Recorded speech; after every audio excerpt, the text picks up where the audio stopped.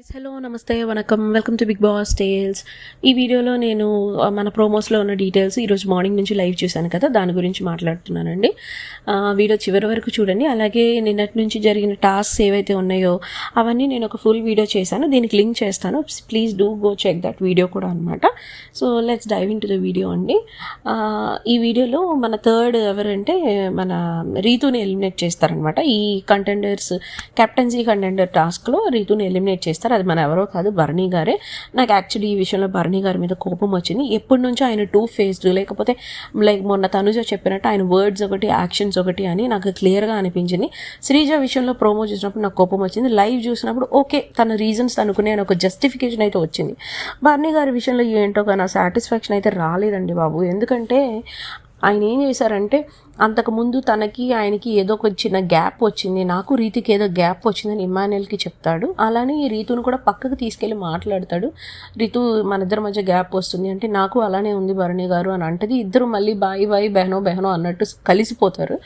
అలాంటి ఓకే అనుకున్న టైంలో ఈయన రీతుని తీసేయడం అనేది అసలు అదొక బిగ్ థింగ్. అండ్ రీతు కరెక్ట్గా ఆయనకు గుర్తు చేస్తుంది. ఏమిటంటే ఈ వన్ ఆఫ్ ద బాల్ టాస్క్లో మాట్లాడినప్పుడు కూడా భరణి గారు శ్రీజ కలిపి సంజన గారు కన్విన్స్ చేసి రీతుని తనుజని సపోర్ట్గా తీసుకొస్తారనమాట. ఎప్పుడైతే వాళ్ళ టీం ఎలిమినేట్ అయిపోతుందో అప్పుడు ఇమాన్యుయల్ అడుగుతాడు, నువ్వు ఎవరికి సపోర్ట్ చేస్తావు, నా దగ్గరికి రావా అని. కేవలం భరణి గారికి మాట ఇచ్చాను నా ఉద్దేశంతో రీతు ఆయనకి సపోర్ట్ చేయడానికి వెళ్తుంది.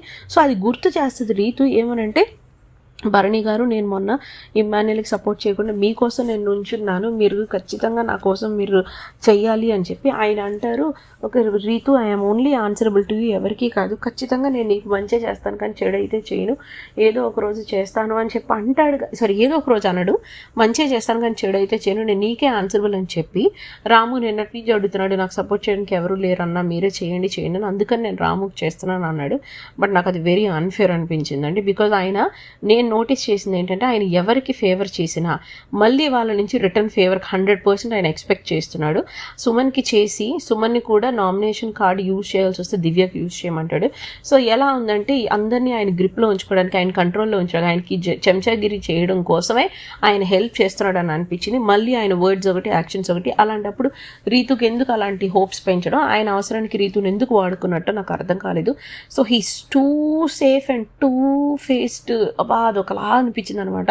మంచితనం అనే ముసుగులో ఉన్న ఒక రకమైన ఫీలింగ్ వస్తుంది నాకు. సో మీకేం అనిపిస్తుంది అనేది భరణి గారి గురించి కామెంట్ సెక్షన్లో చెప్పండి. ఇదైతే రీతు అన్ఫేర్ అని చెప్పాలి. బాయ్.